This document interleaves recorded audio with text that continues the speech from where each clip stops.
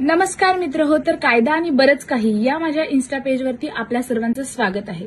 तर आज आपण बघणार आहोत की भारतामध्ये असे कोणते कायदे आहेत ज्याच्यामध्ये महिलांना मेंटेनन्स म्हणजेच आर्थिक मदत व स्वतःची देखभाल करण्यासाठी मदत मिळते। जसं की Hindu marriage act, Hindu adoption and maintenance act, protection of a woman from domestic violence act, तसंच आपला सीआरपीसी म्हणजेच क्रिमिनल प्रोसिजरल कोडचा सेक्शन 125।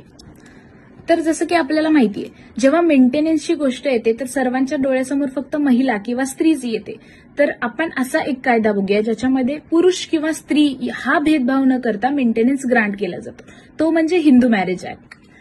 तर हिंदू मॅरेज ऍक्टमध्ये आपण 2 सेक्शनच्या अंडर मेंटेनन्स क्लेम करू शकतो, 24 आणि 25। मग 24 मध्ये दिलेला जो मेंटेनन्स आहे तो आपण लिटिगेशन पिरियडमध्ये इदर पार्टी म्हणजे कोणतीही वाईफ घेऊ शकते किंवा हस्बंड घेऊ शकतो। ड्युरिंग द लिटिगेशन पिरियड त्यांच्यातील जो पण ही प्रोसिडिंगची फीज वगैरे असते ती अफोर्ड करू शकत नाही, तो हा मेंटेनन्स क्लेम करू शकतो। सेक्शन 25 जो आहे तो परमनंट अॅलिमनी आणि मेंटेनन्स बद्दल बोलतो। हा जो परमनंट मेंटेनन्स किंवा अॅलिमनी आहे ती आपल्याला कोर्ट ग्रांट करतं जेव्हा केस डिस्पोज होते तेव्हा।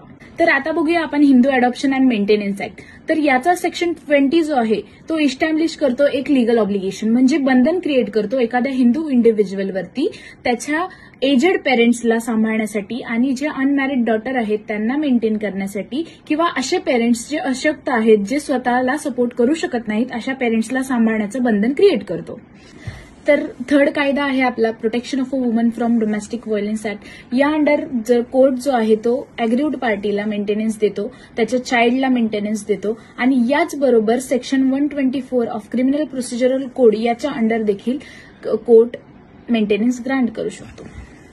थर्ड ऍक्ट आहे आपला protection of a woman from domestic violence act. याच्यामध्ये जी अग्रीव्ड पार्टी आहे त्याला याच्यामध्ये मेंटेनन्स दिला जातो as well as her child, and court याच्यामध्ये 124 मध्ये मेंटेनन्स ग्रांट करतं जे आहे क्रिमिनल प्रोसिजरल कोड।